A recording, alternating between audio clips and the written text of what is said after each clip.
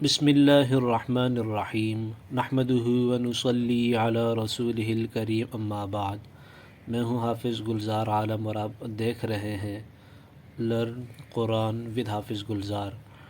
ابتدائی تجوید القرآن کورس کا آج ہمارا سبق نمبر 20 ہے اور یہ ہمارا آخری سبق ہے اس ابتدائی کورس کا، اور اس سبق میں ہم پڑھنے جا رہے ہیں قرآنی حروف پر وقف کے 4 طریقے اور علامات وقف کے بارے میں انشاءاللہ اس سبق میں ہم پڑھیں گے۔ تو وقف کرنے کے جو 4 طریقے ہیں ان میں پہلا طریقہ یہ ہے کہ جزم لگا کر وقف کریں۔ کہاں پر؟ جب آخری حرف پر زبر، زیر، پیش یا 2 زیر یا 2 پیش ہوں۔ مثلا ذالک، مالکی، اعلم، ظلل، حافظ، ان الفاظ پہ اگر وقف کرنا ہو تو ان الفاظ کی آخری حرف کو ساکن کرتے جائیں، جیسے ذالک، مالک، اعلم، ظلل، حافظ۔ دوسرا طریقہ، ایک الف لمبا کر کے وقف کریں جب آخری حرف پر 2 زبر کی تنوین ہو۔ مثلا مہادن، نساء، ہدن، ان پر وقف کرنا ہو تو ایک یعنی تنوین کا جو ایک زبر ہے وہ ہٹا کے ایک زبر کو باقی رکھ کے الف سے ملا دیں آخری حرف کو، تو یوں پڑھیں گے ان الفاظ کو وقف کے بعد: مہادا، نساء، ہدا۔ تیسرا طریقہ، جزم والی ہا سے بدل کر وقف کریں جب آخری حرف گولتا ہو۔ مثلا واحدۃ، بسورۃ، رحمۃ، ان پر وقف کریں گے تو یوں پڑھیں گے: واحدہ، بسورہ، رحمہ۔ نمبر 4، تشدید کو باقی رکھتے ہوئے بغیر حرف کے وقف کریں جب آخری حرف پر تشدید ہو، یعنی آخری حرف کی حرکت کو تو ختم کر دیں گے لیکن اس کی تشدید باقی رہے اور اس کی تشدید واضح ہو، اور اس کی ادائیگی کا طریقہ یہ ہے کہ مشدد حرف سے پہلے حرف پر زور دے کر وقف کیا جائے۔ مثلا مستقر، المفر، بنی، ٹھیک ہے، اصل الفاظ ہیں مستقر، المفر، بنی، اور وقف کے بعد یوں پڑھیں گے: مستقر، المفر، بنی، اور یہ آخری حرف پہ زور دینا ضروری ہے تاکہ تشدید کی وضاحت ہو۔ اگر ان کو مستقر پڑھا، المفر پڑھا، بنی پڑھا نرمی کے ساتھ تو ایک حرف کم ہو جائے گا، اور کسی حرف کی کمی یا زیادتی یہ بڑی غلطی ہوتی ہے۔ آخری سبق کا پہلا حصہ مکمل ہوا، ہم چلتے ہیں دوسرے حصے کی طرف۔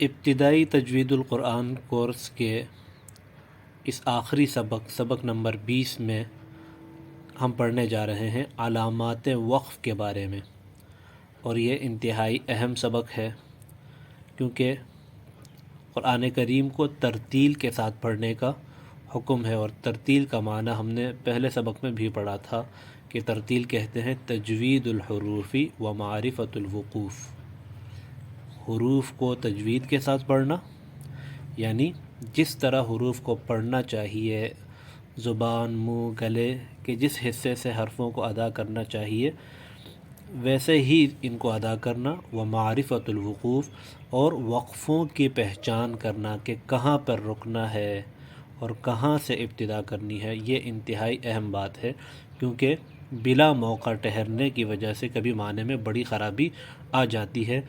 اسی بات کو پیش نظر رکھتے ہوئے قرآن کریم کے ماہر علماء کرام نے، قراء کرام نے کچھ علامات مقرر کی ہیں۔ ان علامات کے مطابق ہی، ان کو سمجھ کر ان کے مطابق ہی قرآن کریم کی تلاوت کر کے ہم ان بڑی خرابیوں سے بچ سکتے ہیں جہاں پر بلا موقع ٹھہرنے کی وجہ سے معنی میں خرابی آ جاتی ہے۔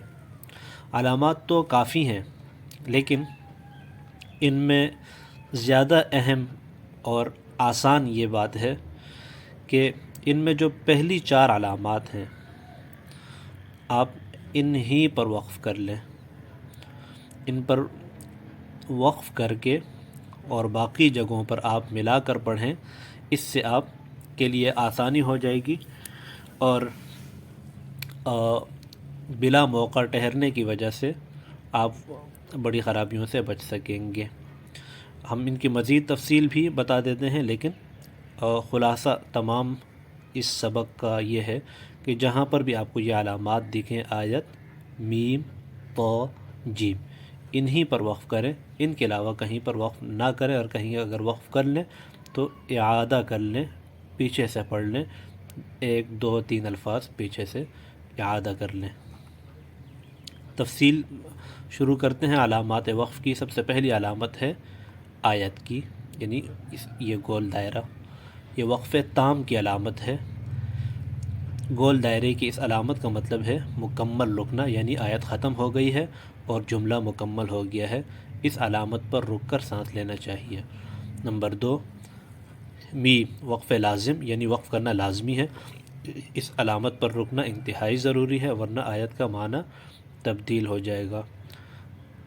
نمبر 3، طا، وقف مطلق، اس علامت پر رکنا ضروری ہے، یعنی آواز روک دیں اور سانس لے لیں لیکن ابھی جملہ مکمل نہیں ہوا۔ نمبر 4، جیم، وقف جائز، یعنی اس علامت پر وقف کرنا بہتر ہے اور نہ کرنا بھی جائز ہے۔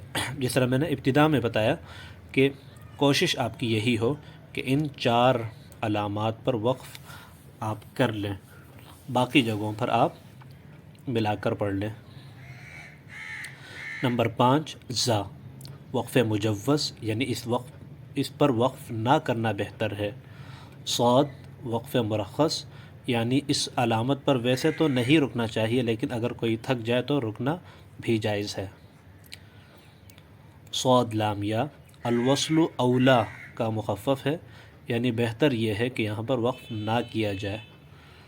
قاف، قیل علیہ الوقف، یعنی بعض لوگوں نے کہا ہے کہ یہاں وقف کیا جائے لیکن بہتر ہے کہ وقف نہ کیا جائے۔ صاد لام، صل، قد یوصل، یعنی بہتر یہ ہے کہ یہاں رک جائیں لیکن نہ رکنا بھی جائز ہے۔ قف، یہاں وقف کرنا چاہیے۔